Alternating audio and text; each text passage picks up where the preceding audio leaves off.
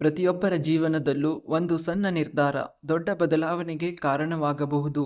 ಅದೇ ರೀತಿ ಒಂದು ದಿನ ಕೆಲಸಕ್ಕೆ ಹೊರಡುವಾಗ ಗಂಡ ತನ್ನ ಹೆಂಡತಿಗೆ ಪ್ರೀತಿಯ ಸಂಕೇತವಾಗಿ ಒಂದು ಮಲ್ಲಿಗೆ ಗಿಡವನ್ನು ಉಡುಗೊರೆಯಾಗಿ ನೀಡಿದ. ನೀನು ಇದನ್ನು ಚೆನ್ನಾಗಿ ಬೆಳೆಸು, ಪ್ರತಿದಿನ ಹೂ ಬಿಡುವುದನ್ನು ನೋಡಿದರೆ ಮನಸ್ಸಿಗೂ ಸಂತೋಷ ಸಿಗುತ್ತದೆ ಎಂದು ಹೇಳಿ ಕೆಲಸಕ್ಕೆ ಹೋದ. ಆ ದಿನ ಆ ಗಿಡ ಕೇವಲ ಒಂದು ಉಡುಗೊರೆಯಾಗಿರಲಿಲ್ಲ, ಅದು ಅವರ ಕುಟುಂಬದ ಭವಿಷ್ಯವನ್ನು ಬದಲಾಯಿಸುವ ಹೊಸ ಕನಸಿನ ಬೀಜವಾಗಿತ್ತು. ಮೊದಲಿಗೆ ಹೆಂಡತಿ ಆ ಗಿಡವನ್ನು ಮನೆಯ ಟೆರೇಸ್ನಲ್ಲಿ ಒಂದು ಕುಂಡದಲ್ಲಿ ನೆಟ್ಟಳು.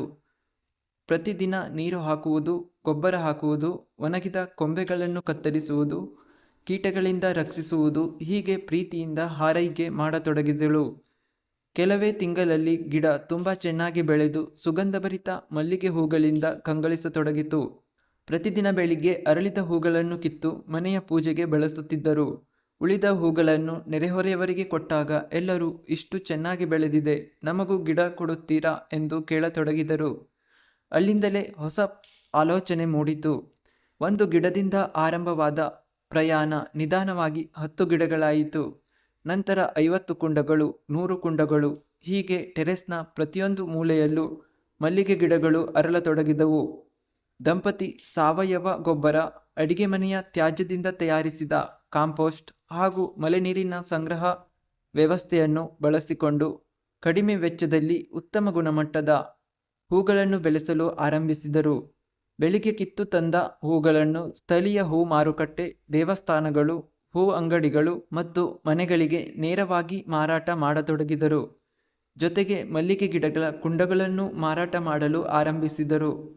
ವಿಡಿಯೋ ಮತ್ತು ಫೋಟೋಗಳನ್ನು ಹಂಚಿಕೊಂಡ ನಂತರ ಹೆಚ್ಚಿನ ಜನರು ಗಿಡಗಳನ್ನು ಖರೀದಿಸಲು ಆಸಕ್ತಿ ತೋರಿದರು. ಇದರಿಂದ ಅವರ ಆದಾಯವು ನಿಧಾನವಾಗಿ ಹೆಚ್ಚಾಯಿತು. ಮೊದಲು ತಿಂಗಳಿಗೆ ಕೆಲವೇ ₹1000 ಬಂದರೂ ನಂತರ ಹೂ ಮಾರಾಟ, ಗಿಡಗಳ ಮಾರಾಟ ಮತ್ತು ಟೆರೆಸ್ ಗಾರ್ಡನಿಂಗ್ ತರಬೇತಿ ಮೂಲಕ ಉತ್ತಮ ಆದಾಯ ಗಳಿಸಲು ಸಾಧ್ಯವಾಯಿತು. ಮನೆಯ ಖರ್ಚಿಗೆ ನೆರವಾಗುವುದರ ಜೊತೆಗೆ ಸ್ವಂತ ಉದ್ಯಮವನ್ನು ಕಟ್ಟಿಕೊಳ್ಳುವ ಆತ್ಮವಿಶ್ವಾಸವೂ ಹೆಚ್ಚಾಯಿತು. ಈ ದಂಪತಿಯ ಯಶಸ್ಸಿನ ಹಿಂದೆ ಇದ್ದ ದೊಡ್ಡ ರಹಸ್ಯವೇ ನಿರಂತರ ಹಾರೈಕೆ, ತಾಳ್ಮೆ ಮತ್ತು ಹೊಸದನ್ನು ಕಲಿಯುವ ಮನೋಭಾವ. ಇಂದು ಅವರ ಮನೆಗೆ ಬರುವ ಪ್ರತಿಯೊಬ್ಬರೂ ಮಲ್ಲಿಗೆ ಸುಗಂಧವನ್ನು ಮಾತ್ರವಲ್ಲ, ಪರಿಶ್ರಮದ ಪರಿಣಾಮವನ್ನು ಅನುಭವಿಸುತ್ತಾರೆ.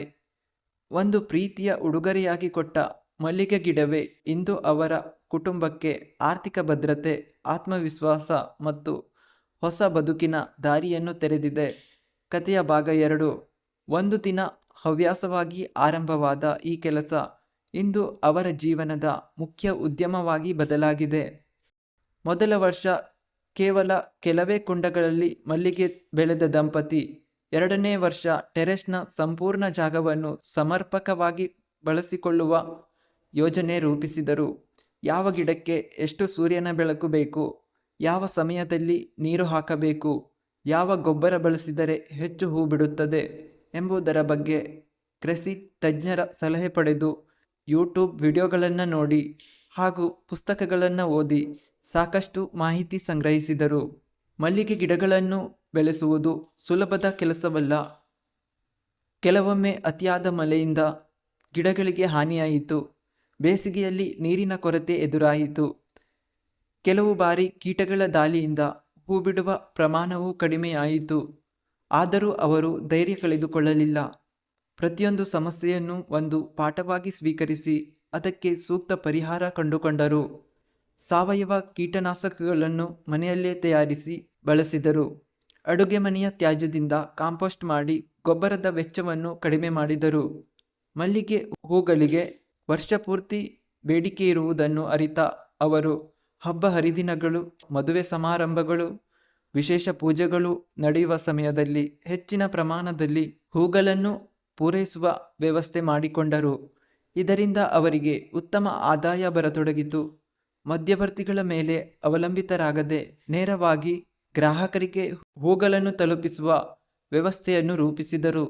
ಇದರ ಜೊತೆಗೆ ಟೆರೆಸ್ ಗಾರ್ಡನಿಂಗ್ ಬಗ್ಗೆ ಆಸಕ್ತಿ ಹೊಂದಿದ್ದವರಿಗೆ ತರಬೇತಿ ನೀಡಲು ಆರಂಭಿಸಿದರು.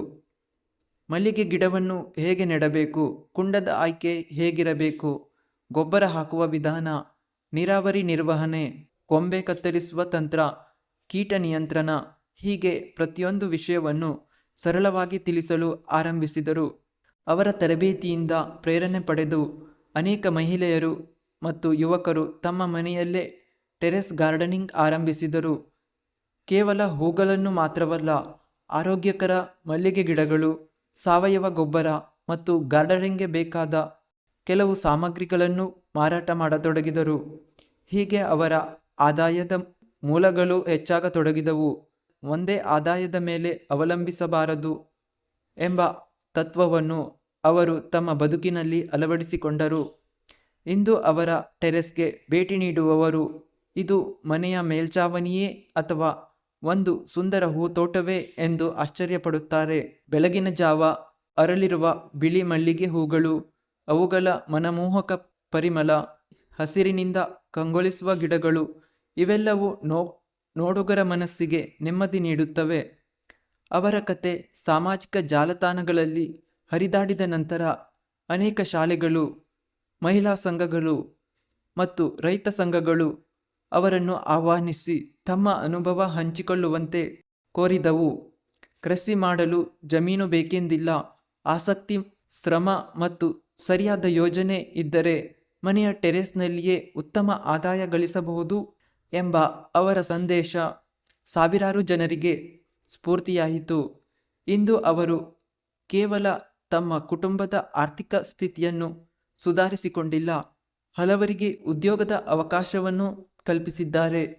ಹೂ ಕೀಳುವುದು, ಪ್ಯಾಕಿಂಗ್ ಮಾಡುವುದು, ಗಿಡಗಳನ್ನು ಸಿದ್ಧಪಡಿಸುವುದು, ಗ್ರಾಹಕರಿಗೆ ತಲುಪಿಸುವುದು, ಈ ಎಲ್ಲ ಕೆಲಸಗಳಲ್ಲಿ ಸ್ಥಳೀಯ ಮಹಿಳೆಯರಿಗೆ ಉದ್ಯೋಗ ದೊರಕಿದೆ. ಈ ದಂಪತಿಯ ಜೀವನ ಹೇಳುವ ದೊಡ್ಡ ಪಾಠವೇನೆಂದರೆ ಯಶಸ್ಸು ಒಂದೇ ದಿನದಲ್ಲಿ ಸಿಗುವುದಿಲ್ಲ.